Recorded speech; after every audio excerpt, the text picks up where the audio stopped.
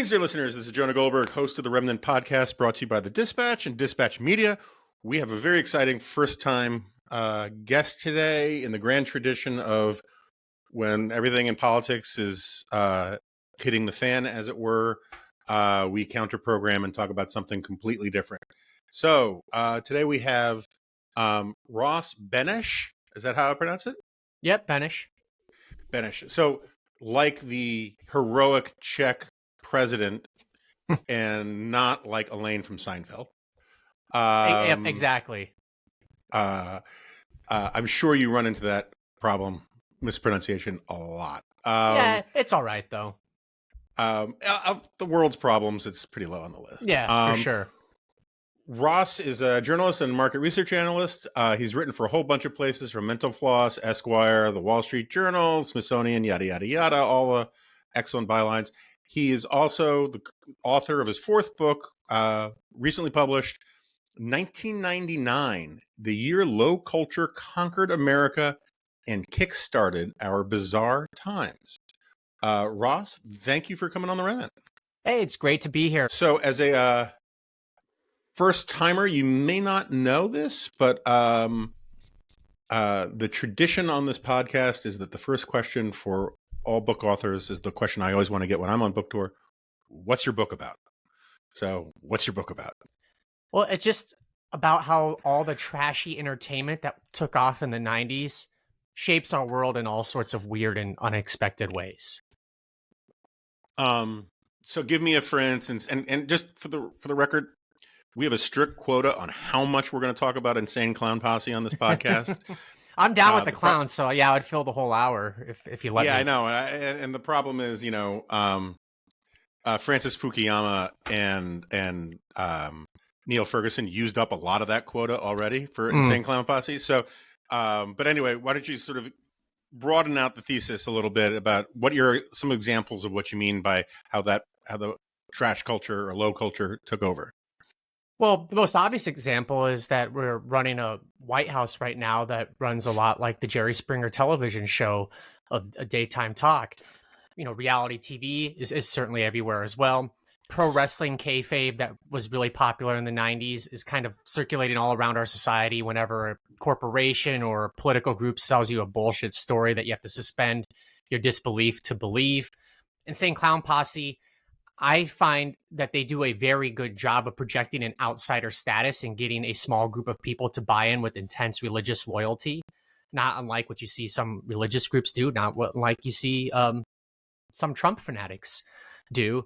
And another way that this stuff is all around us is that in the 90s, we had Beanie Babies. That was a collectible that blew up in value before it tanked. It wasn't ultimately worth anything, but people got really excited and put all their money into it momentarily. And that's a lot like these crypto pump and dumps and before them NFTs. So that new form of mania has transmorphed into a new collectible. And then in the 90s, the media censorship that was happening was with violent video games. So they were perceived as tacky and low culture at the time, blamed for society's ills. And that, to me, reminds me a lot of what the TikTok ban is all about. All right, we're going to put the TikTok ban aside because I disagree with you on that. Okay. And we can come back to it later if you like. But the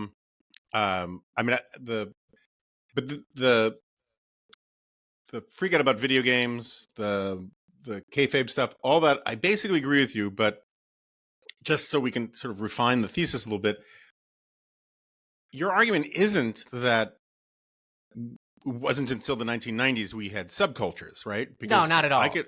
We can find antecedents in, I'm a little older than you. I grew up, my pop culture formative years were 70s, 80s, early 90s. By 1999, I was putting away childish things and starting a real life. And but I grew up on Marvel Comics in the 70s and 80s. I grew up on Saturday morning TV. I grew up on Dungeons and Dragons, right, which had its own moral panic. Before video games, there's the Dungeons and Dragons ones, and before that, there was the comic book one with the Comics Commission and all that. And I go into all that in radio and the printed word and everything, basically. Right. So I know you basically agree with me, but my point is that that what changed wasn't the existence of subculture. What No. changed was the triumph of subculture, right? Yeah, the trashiness became more pronounced, and part of that's due to like the corporations that are giving us our mass media had become fewer, and some of the regulations guiding what they could do were eliminated. So they were producing cheap hits that would reach mass people, and they're giving the people what they want. Just because I say this stuff is trashy doesn't mean it's bad or shouldn't have been made. Like I like all this stuff. I like the Insane Clown Posse. I had Beanie Babies. I played video games. I watched Jerry Springer with my parents when I was 10 years old. I'm sure a lot of people did. So I have nothing against all this stuff. I'm just saying, if you look at the 90s, what culture took off, there's a lot written about like The Sopranos and those great movies from the late 90s. But my point is, what was really popular was people fighting and yelling at each other on TV, and that's what I see more in the world today than I think we live more in a Jerry Springer world than we live in a Sopranos world. Yeah, although there are aspects of Trump's foreign and domestic policy that is very Tony Soprano. Oh, yeah, that's true. Um, Tony and was more distrustful of Russians, though. I think that's right. Well, he's still waiting for that guy in the Pine Barrens to come back. Yeah. So, and so here's sort of how I think about it. You tell me where I'm wrong or right. I mean, I get your emphasis on the corporate role and all that, and I don't discount it. I think it's probably largely right. I just think, so again, I grew up in the 80s, my formative years were in the 70s and 80s. I mean, I was a kid I was born in 69. So, and before there was Jerry Springer, there was Mort Downey, right? Yeah. And even Phil Donahue played some of these games. It's just Jerry Springer took And it to a Geraldo. new level. And Geraldo, about whom I once said when he injected his forehead with ass fat, it took. I've been in big fights with both Geraldo and Jerry Springer in my earlier career.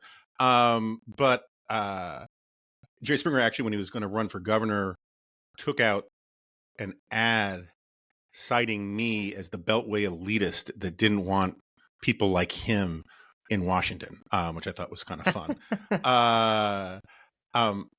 But part of it, I think that, the part where I agree with you about the corporation part is that when it used to be, you had that the local stations were really local, right? And that they weren't part of some grand, huge market. Art Bell had a local market. Mort Downey had a local market. And with the deregulation, but also with just the improvements in technology and the interconnectivity that was allowed through satellite and cable and all these kinds of things, you now had what could essentially be franchising of local talent across the country. And it became a kind of common culture where it used to be this sort of really boutique niche thing in one region. It became a nationalized thing, right? I think those things work together too. Yeah, for sure. Yeah. Because I think there's this guy, Paul Matzko, is a libertarian scholar and historian who did a great book, which it's very rare that someone comes up with stuff about conservative or right-wing history that I know nothing about. He did this book about the radio right, where he pointed out that long before Rush Limbaugh in the 1960s, there was a huge network of right-wing talk radio that got completely shut down. And that's why it's the recency bias is everyone thinks right-wing talk radio started with Rush Limbaugh, when in fact it started a generation earlier. And the difference is that when Rush Limbaugh comes around, you can now make it much more of a national network thing rather than a regional thing. Yeah, and I get into that too with in '99, like cable TV is still expanding, and it's certainly a national product. The internet has all these new places that you can put in content that would go distributed worldwide. Napster debuts, Netflix debuts. There's a huge change in media dissemination or distribution happening then, and that contributes to a lot of this stuff got popular because of the cross media nature of it. All right, so we got a little ahead and we got into our meta industrial analysis a little too quickly. It's part because I'm over caffeinated here in New York, and I apologize if people hear sirens. It's because I'm in New York, and it's instead of songbirds, they're sirens. But why don't you talk us through Kayfabe? Because I agree with you. I wrote some columns early in the Trump first term about how we're in the kayfabe era now, and a lot of people don't really understand what the word is and where it comes from. And why don't you sort of get into it a little? So kayfabe is a carnival term. A lot of the pro wrestling speak comes from carnival culture, and it's presenting something as genuine when it isn't. So an example of kayfabe would be in the 80s, Ultimate Warrior was from parts unknown. He was this like, weird jungle man who came from nowhere and is going to take down Hulk Hogan. He's really just a roided up guy from Venice Beach, but to believe that he's from parts unknown makes the storyline more fun. So, everything in pro wrestling basically is kayfabe. The winners are predetermined. Everyone knows this. You just go along for the ride. And clearly Trump does a ton of this. Let's back up for a second. We didn't actually define it, right? So like, just kayfabe means pretend. Yeah, pretending something is genuine when it isn't, or basically suspending disbelief so a story would advance. Right. It's presenting fakery as truth. Right, but it's a hard thing for people to understand, I think, because it's not that sounds like acting. Yeah. But the point is it's not, right? It's that people, you're not supposed to believe that they're like when they do the backroom scenes in a wrestling thing where people are yelling at each other, the whole shtick is that that's not supposed to be performative. It's supposed to be, we're getting a glimpse behind the scenes. Reality shows, so much of that BS is staged, but we are expected to believe, no, this is an actuality, a happening, it's real life. And that's almost like the kayfabe behind the kayfabe. Right. Yeah, right, that right. would be like, I would agree with that. That's like the way kayfabe is probably more commonly understood now, since everyone knows wrestling is scripted. But the original term was just like, didn't mean to fuck up your 8-year-old dreams there and tell you that the Andre the Giant really was a mortal man. But I met Andre the Giant, by the way. Oh, no, really?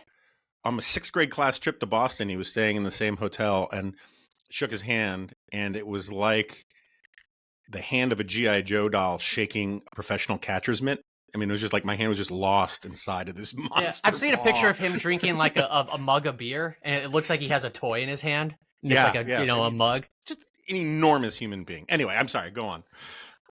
Anyways, wrestling popularity peaked in the 90s. WWE and WCW were both going really well. They were watched by about 30 million Americans a week. They helped popularize the concept of kayfabe outside of just pro wrestling. And now, I mean, it's obviously there in the White House. I mean, Trump's a WWE Hall of Famer, for God's sakes. So, right. When he talks about annexing Canada, to me, that's a lot like a pro wrestling storyline that's not going to actually happen in reality, but the supporters buy into it. It's more fun to go along for the ride. But I see it outside of like when the ACLU says that abortion bans are most likely to harm LGBTQ people. To me, that's a little bit of kayfabe. There's a lot of little instances like that. That's a good example. I like that. Yeah, I mean, I think that. So we don't have to put Donald Trump on the couch, but I think one of the problems that people who have my day job as a political pundit, commentator kind of thing, is it's sort of like a professional sports announcer, a sportscaster having to do wrestling.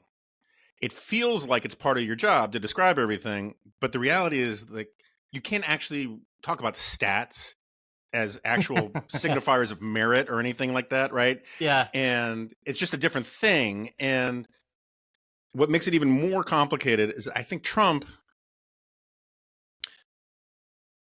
I don't know that he always knows it's kayfabe.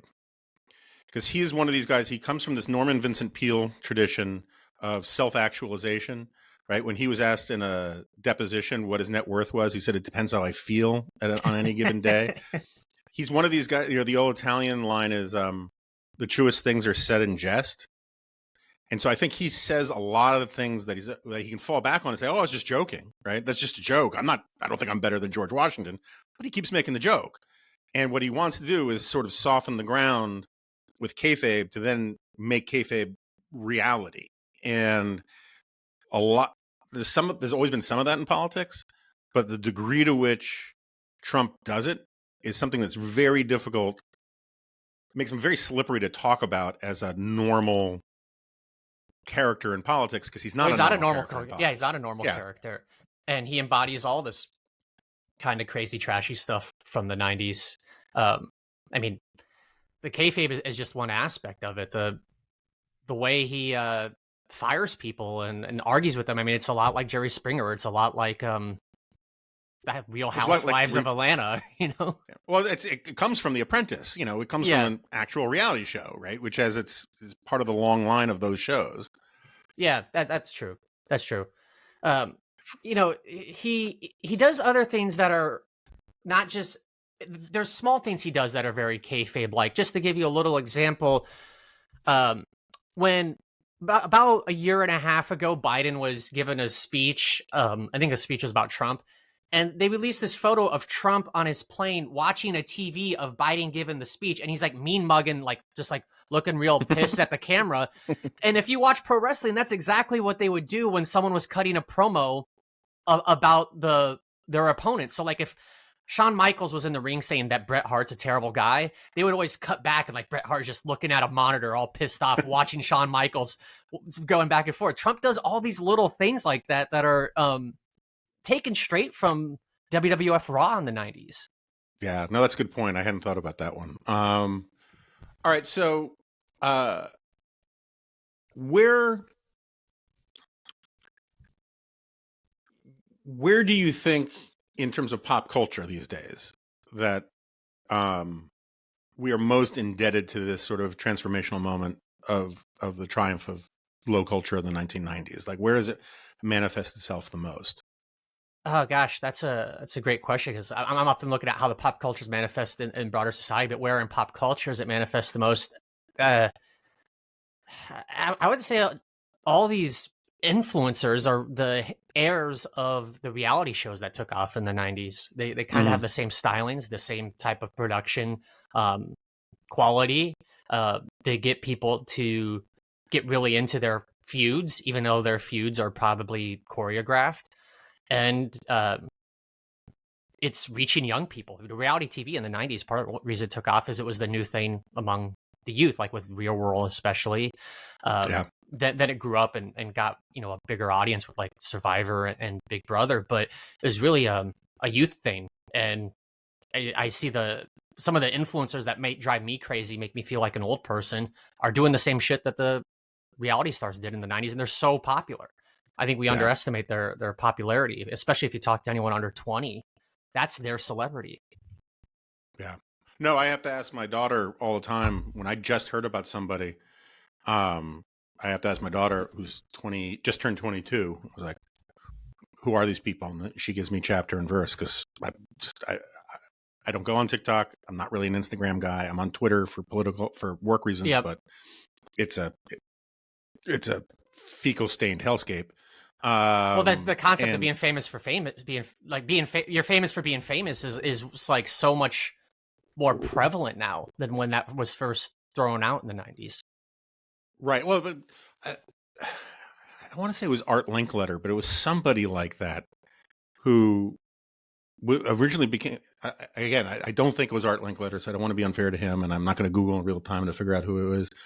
But there was somebody who was famous who originally became famous because of some terrible tragedy in their lives, and then they just never left the limelight and became like a guest on, I don't know, Whose Line Is It Anyway, and Hollywood Squares and that kind of stuff. And people used to say that kind of thing about people as an insult. Oh, they're just famous for being famous, as if they haven't done anything. Now, famous for being famous, that's the point, right? Is to be famous for being famous without, you know, like, I like in the 90s, I think it's the sex tape people, right? Who like, I mean, I don't remember exactly when the Paris Hilton one, or that was like early 2000s. Was it? Yeah, but I mean, it was that era. It did start in the 90s. The Pam Anderson one was in the 90s, and that was like the first really big one. And at least Pam Anderson was already famous, right? Same with Tommy Lee. Yeah, but then it became a thing to like, oh, you want a shortcut to getting famous? I remember when Lawrence Fishburne's daughter gave some interview and saying she was going into porn because she didn't want to pay her dues and take all the time it took to become famous and do the hard work. And like, that was when I was like, all right, civilization's got some serious problems. Anyway, so we can do more politics, which I'm happy to do, but like in sort of corporate consumer culture, where do you see the rise of the triumph of the 90s low culture, manifesting itself the most? Oh gosh. Whew, that's a great question in the corporate consumer culture. Well, Or someplace I, else. I mean, if you want to bring it into sports, it's fine, or yeah. something like that. But Um, well, I would say the corporate consumer culture has a lot of the kayfabe that we've been talking about. mhm. They're all like Target will be all for a cause, and then they're all against the cause. Like a month later, or not against the cause, but they'll pause their marketing and they'll act like they never did something. Same with Bud Light. Any of these companies that get caught up in a controversy over supporting like a political group or some sort of activist movement, they are all in on it, and then suddenly it's like it never happened, and they just go on. They don't acknowledge, the shift. It's a lot like when a wrestling storyline breaks. There's not a lot of continuity. A faction will just break, or a feud will just break, and they just go to the next thing. Like it just shoots off to the next thing. Like Mhm. when NWO broke up in WCW, um, and they just went to the next thing. That's kind of like Target being all in on their LGBT marketing and then doing none of it like the next day, and it's just the same old. So, I mean, again, Beanie I'm Babies not. is probably a more direct anecdote though, because how many collectibles have people lost their minds over in the last 20 years, and things are marketed like they're gonna end and expire, but they don't. That's a lot what drove Beanie Babies. Yeah, I know, and Like they're gonna retire them, but they didn't really retire them. um, I'm I'm not doing this to pick on you. I'm doing it because I do this with everybody. Is that I'm one of these guys who thinks there's really nothing new under the sun, and um, what and you know, I think back when I was a little kid, the big thing was puffy stickers, which is almost impossible to explain. That people would collect them and go crazy with them, and uh, and I think you could probably go back to the hula hoop, or maybe not the Yeah, hula hoop, but certainly like decoder rings and all that kind of stuff, or like the in Christmas Story, the Pale Rider, BB gun. There's always been this sort of rush to create. I mean, it's one of the few places where I have some sympathy for sort of Frankfurt School Marxist interpretation about how corporations create a a demand. They turn luxuries into necessities, kind of thing. true. Um, But people get and joy from collecting those. yeah, so that's the thing where I disagree with the Frankfurt School Marxists. They think it's all a maldistribution of resources that is keeping us from having better crop yields east of the Urals or something. And I think it's perfectly fine. But um, the tendency of big corporations to try to get on the right side of kids. Columbia Records in the 1960s ran a ad campaign called "The Man Can't Bust Our Music," which I always thought was sort of perfect. And anyway, so I getting back to the theme of this, I often argue that Gen X is. I hate generational analysis for the most part, even Yeah. though I'm kind of been turned around on some of it by Gene Twenge. But I think Gen X was the best generation in part because we are the last generation to actually have a common culture. And it feels like the late part of what you're getting at, though, is that in the late 1990s, the was that hinge point, right, where kids were now growing up in a world where you could nicheify your cultural consumption in a way that I couldn't when I was a kid unless I worked really, really hard at it. Well, and a lot of that's just due to the rise of the internet at the time. Yeah. Yeah. There's just a whole new technology that allows you to do that a previous generation didn't have. And of course, a lot of what's driving that new technology is porn. And if you want to talk about like low culture being around in society, porn leads to the adoption and popularization of a lot of these new online technologies. They win a lot of free speech battles, battling for um, against pretty objectionable stuff in the 90s, and we're still arguing over all that stuff today. Listeners, Adam will probably be able to cut out Zoe, and I don't mean Zoe, my dingo, but Zoe, Ross's lovely little girl who has some considered views and wanted to share them on this podcast. But if you hear a small child in the background, don't call child services or issue an Amber Alert. She's perfectly fine and quite lovely. And so earlier you said, I can't remember where we were before we had that brief timeout, but earlier you compared the TikTok thing to the panics over video games. Why don't we just disagree a little bit on that one? So lay that out for me. Well, so in the 90s, video games were going through what basically every other entertainment format had gone through at that time, where they were really popular with kids, starting to become more popular with young adults. And as they are emerging, they're blamed and targeted for all sorts of societal ills. The biggest instance of that is the Columbine shooting in 1999. Video games start to take the blame because the killers played the game Doom a lot. But this had happened even previously, like in the early 90s, there were congressional hearings on Mortal Kombat and Night Trap. And like they functioned a lot like the hearings on comic books in the 50s, the way rock and roll was targeted, the way jazz was targeted. You know, all these new entertainments go through this cycle of moral panic, essentially. And now video games aren't targeted quite the way that they were 25 years ago. The average gamer is 35 years old, and the people in charge, especially in Washington, have picked up on the new entertainment format that has taken off with kids, and that's social media. And, you know, there was a lot of heat on Facebook in the previous election cycle, but now it's, you know, really directed at TikTok. And so I know there's, you know, security interest, and you can't trust China right now, but to ban TikTok and to portray it the way it's been portrayed, it reminds me a lot of how video games were attacked in the 90s as like the new youth format that is going to take a reckoning. And then 25 years from now, we might look back and say, oh, that was kind of silly. Yeah, I mean, so I have two kind of points of disagreement on that. I mean, I agree with you that anytime there's any element of moral panic, there's similarities between previous moral panic. And so, like, I can't discount that there's not some moral panic aspects to all this. At the same time, there are a lot of people who don't want to ban social media. They just want to sever China's ownership from TikTok. Yeah. Which is evidence that it's not quite the same thing, right? I mean, like it was. Yeah, it's probably a little different.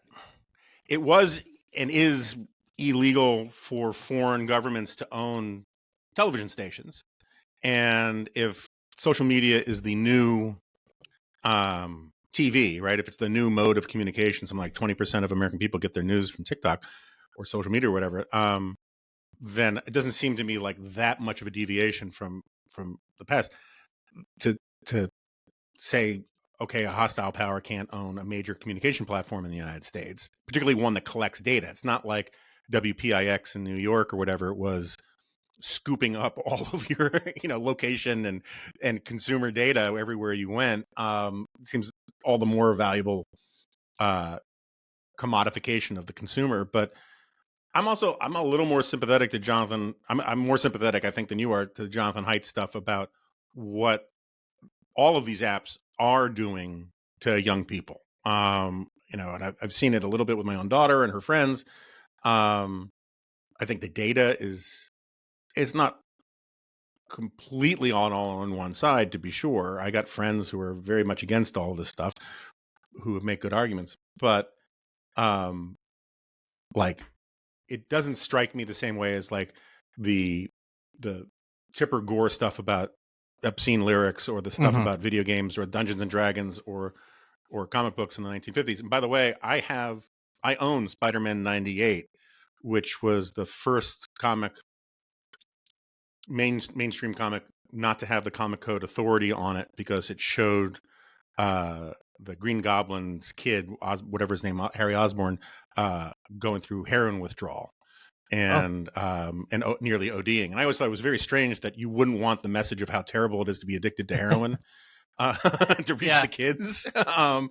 But it made it much more valuable. It's like a stamp where the plane is upside down. It's like not to have the comics code thing on it. Anyway, that's sort of, I mean, well, they don't look at the message. They just look if there's something offensive in there. And same thing with the video games in the 90s. It's a bureaucratic thing more than it is a content analysis kind of thing. Yeah. So anyway, I mean, you're free to push back on that, but I think the TikTok thing, even if some people are making stupid arguments, there are smart arguments that specifically apply to TikTok that that make it a much more defensible case. Well, as far as like picking on some of the things that TikTok does that and the other social media companies do that are, harmful to consumers, I won't argue on that. If anything, Google's probably harmed the American consumer more than TikTok over the course of the last 30 years on, monetizing your data and not really giving you any control on how it's utilized. And I think we're just kind of coming to grips with that now with some of these antitrust cases against Google. But this has been happening for a long time. The way the ad tech operates in general is kind of crazy if you're not familiar with how your data gets processed and disseminated to dozens of companies who won't even have a direct relationship with you.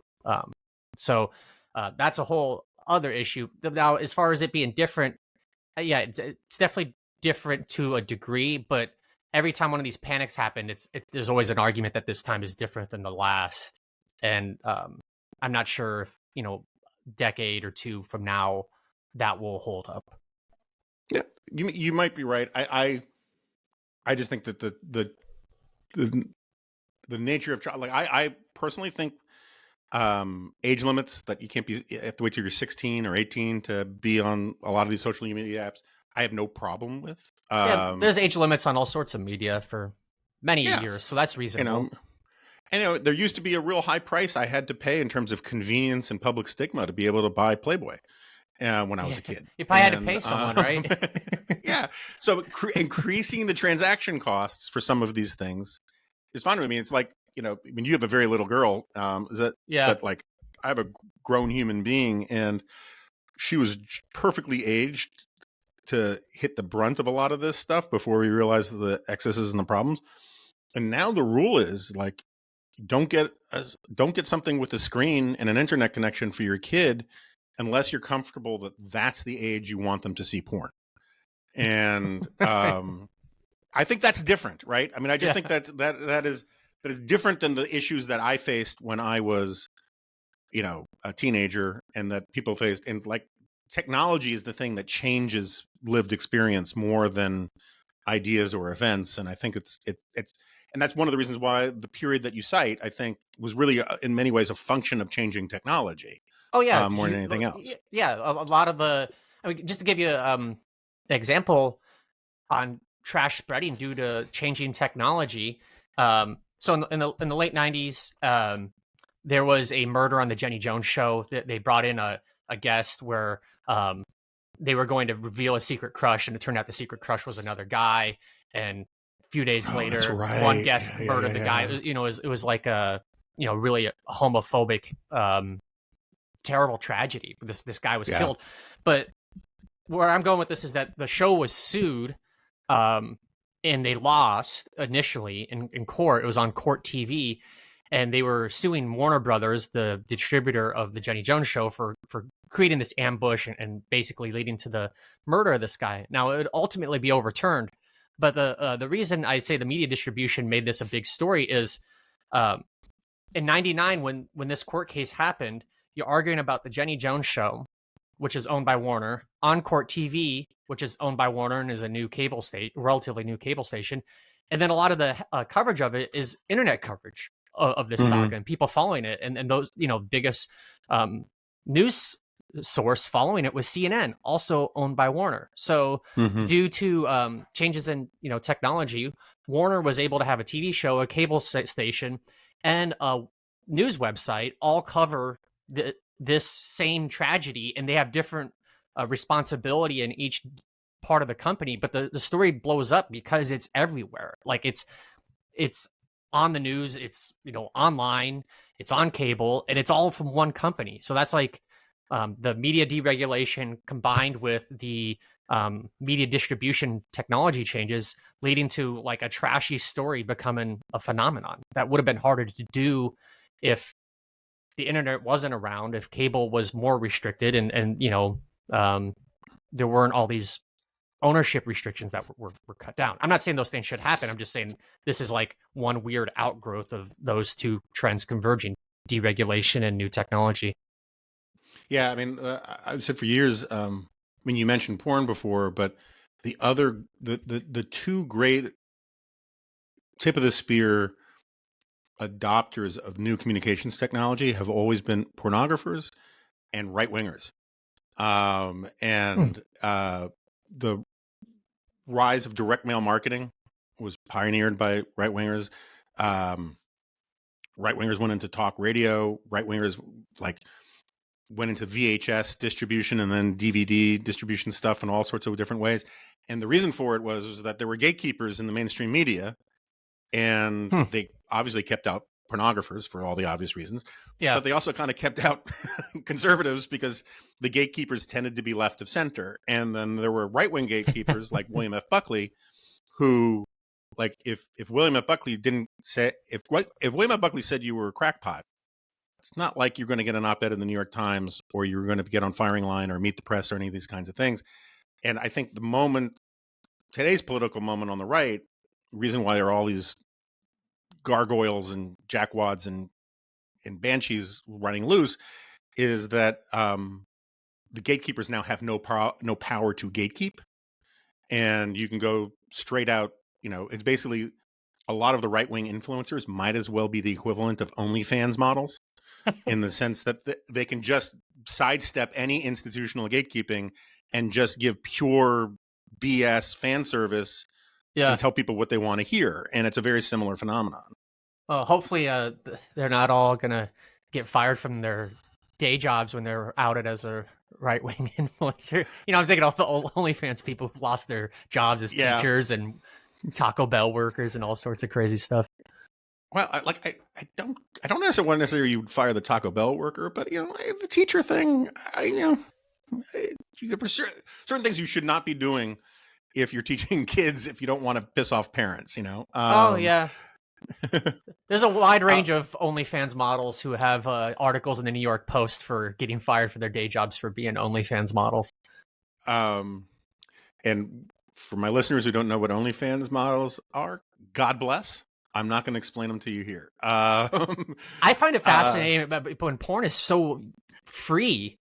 It's crazy to me what people will pay. Yeah, and what yes, and I don't have any OnlyFans accounts, so I only know from what I read. I feel like I'm talking about getting Playboy for the articles here. I only know about OnlyFans from what I read about it, but I think that you only watch it for the cooking videos. That's right. Are there cooking videos on OnlyFans? I honestly don't know. I think there are some, but there's a lot of lifestyle type stuff like that, but there will still be nudity accompanying it usually. Yeah, see, that's smart again, I don't know very much about it, but that's smart for OnlyFans as a platform, is because you want there to be enough tame fare on it that when your wife finds out that you have the app, you can claim you're doing it for the DIY engine repair videos and not for the, French maid, playing, or the Baron and the Milkmaid videos or anything. All right. So where do you see, like, if the low culture of the 1990s triumphed and has this long cultural half-life today, do you see it ending anytime soon? What do you think is its trajectory? I mean, it'll metastasize probably and just become more pronounced, or maybe low culture from more recent years will take off eventually, but I don't see it really ending. Like, Trump embodies a lot of this stuff, but he's just kind of a symptom, if you will. Like, you could write this book and you could say all the stuff that I'm saying, even if he never ran for office. I think Americans just like they like sensation. They like the petty drama, and I don't see that really shifting. As the gatekeeper role has lessened, we've only seen more of the low culture. Mm-hmm. Yeah, I mean, so it's fun. Have you ever seen the movie Network? Yeah. I find Network so amazingly compelling as a movie because He's mad as hell, it's right? yeah, mad as hell. I'm not going to take it anymore. But it is set in an era, 20 years before the real, triumph of cable news. Right? And cable news does not exist when Network is being made, and yet it feels like such a criticism and commentary on the cable news era, where you're pandering to the lowest common denominator. I'm mad as hell. I'm not going to take it anymore. Sally the soothsayer is reading your horoscope. I mean, all these kinds of things. And it kind of, one of the reasons I bring it up is like, if you listen to a lot of commentators today, the nostalgia for that era of like big networks being the gatekeepers, controlling the media environment, you wouldn't think it was that those references and that sort of approach would make any sense for a movie. And yet everyone saw that stuff in the early 1970s and said, this is the way things are going. And it always just makes me, it's a little humbling, because I'm always wondering, like, what is it about that era I don't know that made all of these cultural touch points seem relevant and biting commentary on the media climate of the time? Well, I think everyone thinks their era that they're going through is like the worst. Yeah, no, So, that's true. when they write Network in the 70s, they probably view like, oh, our media is just getting worse. This is the worst ever. In the 90s, the attempts to regulate online speech, I mean, they really much read like the end of Western civilization is here because of the internet, and we're just going to hell in a handbasket. So, um, right now I feel pretty down about Mm-hmm. what's going on in our world. But maybe in 20 years from now, I'll be like, oh, that was actually not as bad as it is now. Like, you just always feel like your current time sucks the most. Yeah, well, my high school yearbook quote was, one of them was, "Cheer up, for the worst is yet to come." Um, Yeah, Homer Simpson, I uh, think he told like Bart, like, this is the worst day of your life yet. um, but there is a tendency. I mean, let's put it this way: the whole point of The Boy Who Cried Wolf is that eventually the wolf does come, right? So, like, we could be right about how crappy this moment is. Just because they Yeah, said they were wrong in the past about how crappy it was doesn't mean, like, this time it ain't true. that's true. You can't you you got to be on guard because you don't want to be overly optimistic and then caught by some crazy surprise because you just wanted to believe in roses and fairy tales. But it's very possible this is the worst. But I don't see it getting a whole lot better anytime soon. Yeah, no, I don't either, because the contempt for gatekeepers is so high. Contempt It's for become everything, like yeah. institutions, public health. I mean, it's like it's not just media. It's kind of wild, and it doesn't matter if the same. Even if you have a different president, it's not going to change that. Um, so where do you see any green shoots? Is there a reason why I shouldn't be cutting myself? Yeah, not all these things are bad that I go through. We can make fun of reality TV and influencers, but a lot of people have voices now that didn't before. You talked about the right wingers being suppressed. I mean, there's an audience for them. They have a right to express themselves. They're due to all this media deregulation.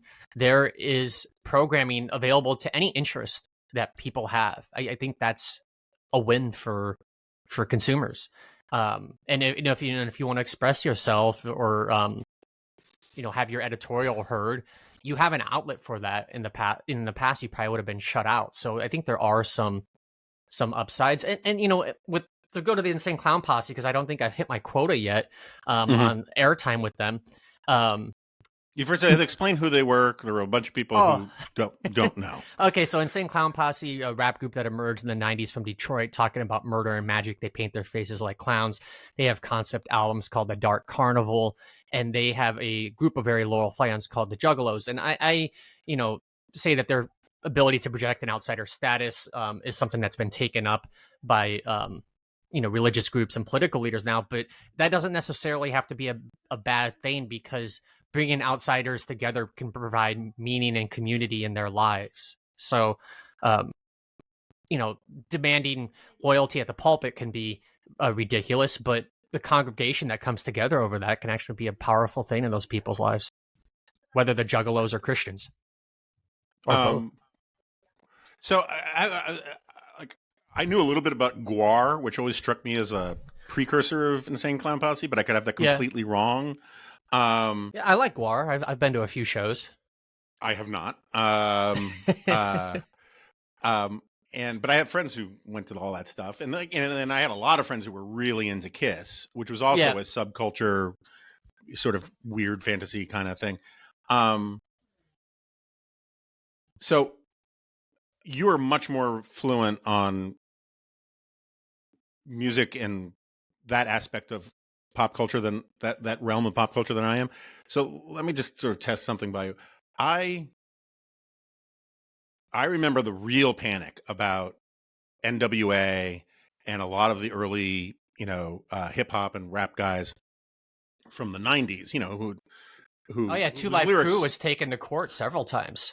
Yeah, Two Live Crew was a big thing, all that, and and in fairness, a lot of their lyrics really were horrendous if you could understand what they were saying. But in some ways, it looked worse. It was worse for them because people would write out the lyrics, and when you read them, they're horrendous. But when you're actually listening, you can't really make out a big chunk of what they're saying, right? But anyway, that's not my point. My point is, nasty as they want to be, right?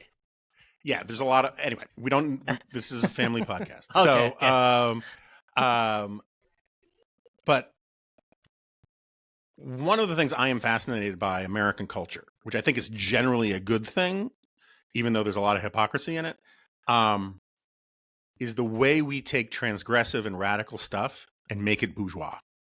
Right? This is a big part of like David Brooks's book Bobos in Paradise, right? Is that we take all of this really radical stuff, and we sluice it through industrial, modern consumer capitalism stuff, and we make it. We take the Snoop Dogg doing commercials at Martha Stewart. That's right, and being a host for the Olympics, right? Yeah. Ice Cube, who was it NWA that he was? Yeah, he was in NWA. Yeah.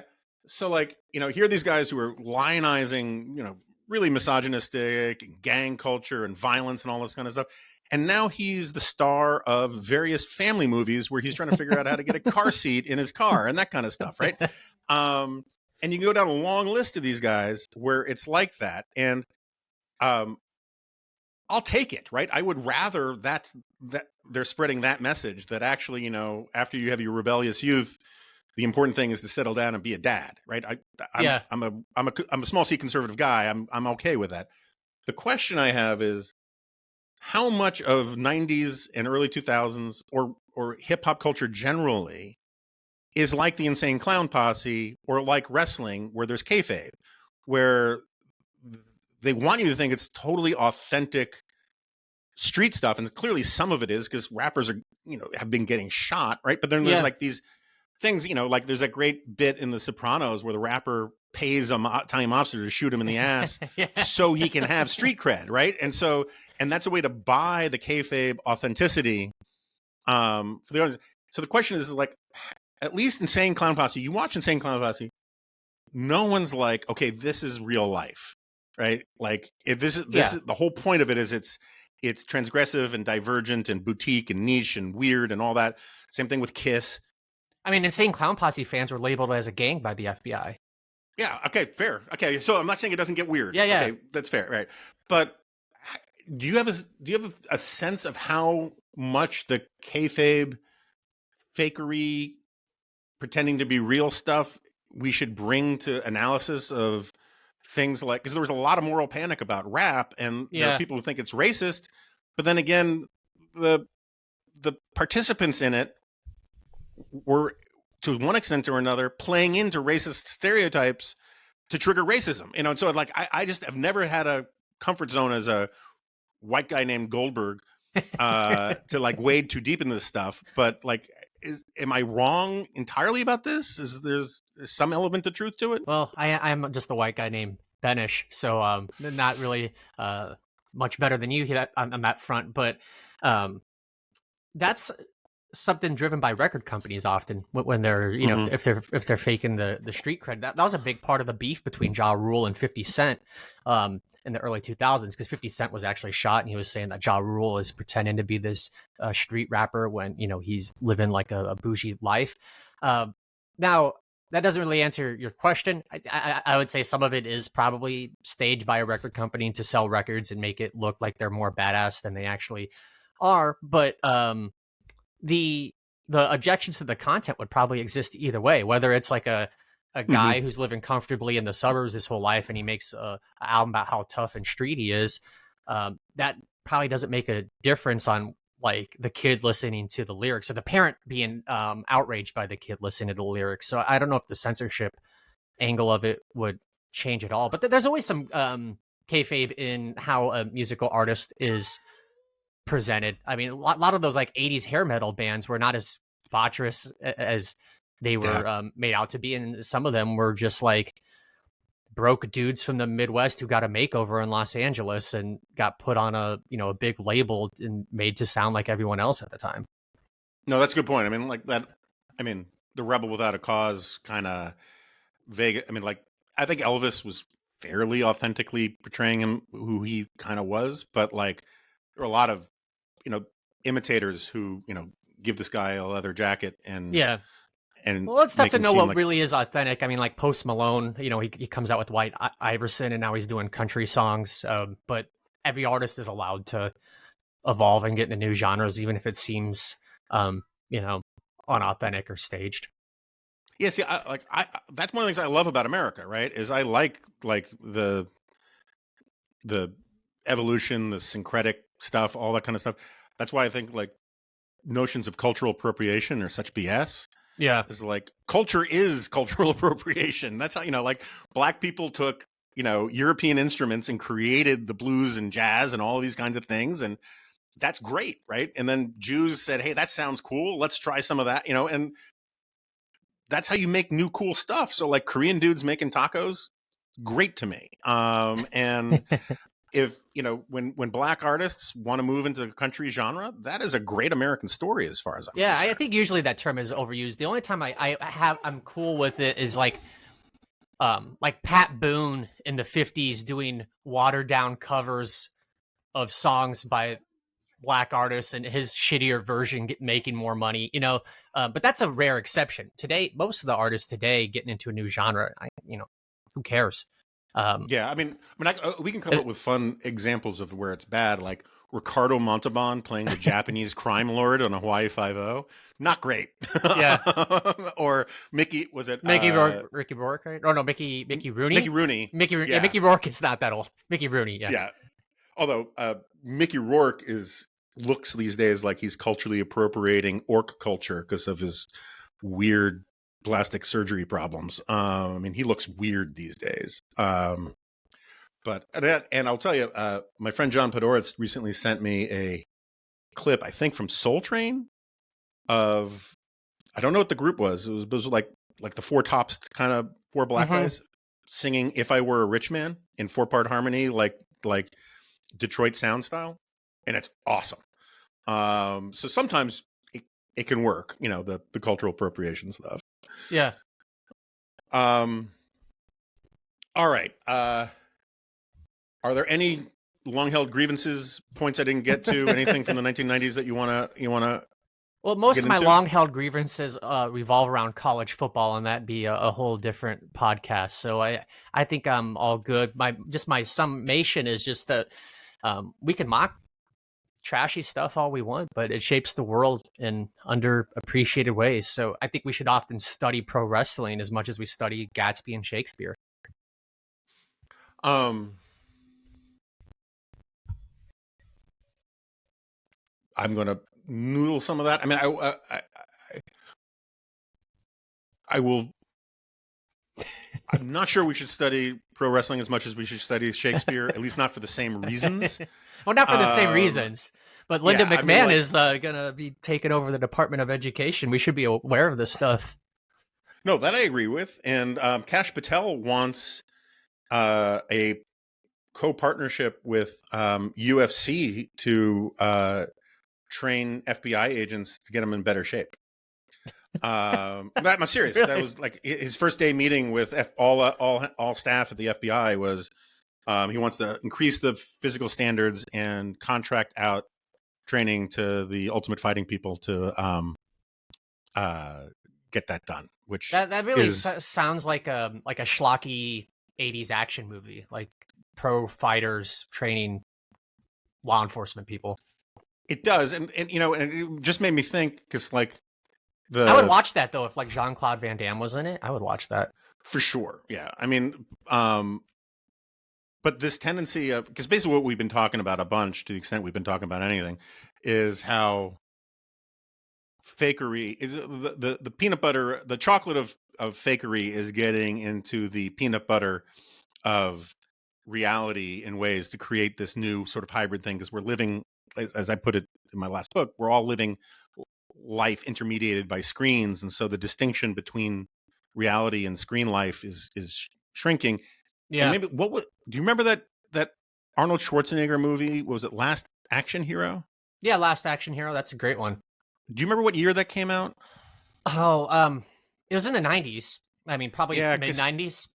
Because it kind of feels really on point for the point that you're making, right? Which is that it was just a constant exercise in fourth wall breaking and this idea that you can come in and out of screen world to real world and back again. And I mean, look at the Hogan sex tape scandal. I mean, he went in and out of character to win that lawsuit and bankrupt Gawker.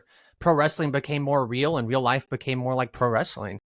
Yeah, or you know, the one examples I often use is I don't know if it's in your book. Do you remember the whole Murphy Brown controversy with Dan Quayle? Yep, that's not in the book, but I know what you're talking about. Yeah, so for listeners who don't know, so Dan Quayle gives a speech criticizing. Well, actually, I think it was. Well, it started his wife making some comments about stuff, but then Dan Quayle basically criticizes the Candice Bergen character in a TV show, Murphy Brown, for having a kid out of wedlock and celebrating it, right? And he was making a point about how this is a bad message for families and stuff. And the show Murphy Brown treated Dan Quayle's speech as if it had happened in the show and was a direct attack on a real person named Murphy Brown who thought he was personally demonizing a real person who was not a real person. And it became this really weird, incestuous cross-pollination between reality and entertainment too. Yeah, there was a lot of that stuff in the 90s. Yeah, for sure. I thought that was great TV editing. Like, it was really brilliant of them to, if you're going to be talked about by like a candidate like that, to put it in the show then to like extend your relevance is pretty ballsy, and I'm all for it. Oh yeah, it was a gift to the show, to be sure, but yeah, it was. But there's also an intellectual dishonesty in saying, look, if I criticize Ishmael from Moby Dick, right, and you have a movie about Ishmael, you can't make it sound like I've actually attacked a real person. But they wanted to do that to sort of play on this martyr thing and score political and ideological points. Anyway, it would be funny to watch a new version of Moby Dick, and he's like on looking at his smartphone, reading the Dispatch, and getting all pissed off about it. I had apropos of nothing, I went out to a fancy restaurant about a year ago, and the waiter said, "Hi, I'll be your server tonight. My name is Ishmael." And for months, I was off my feet about it because he missed an opportunity just to say, "Call me Ishmael." But anyway, he probably gets that a lot. Yeah, I mean, yeah, well, we'll see. All right, my friend, Ross Benesch, thank you so much for doing this. And the book again is 1999. I got to get back to the page where it has the full title. It's a long title. It's all right. The book is 1999, the year low culture conquered America and kickstarted our bizarre times. Thanks again for coming on The Remnant. Hey, great to be here.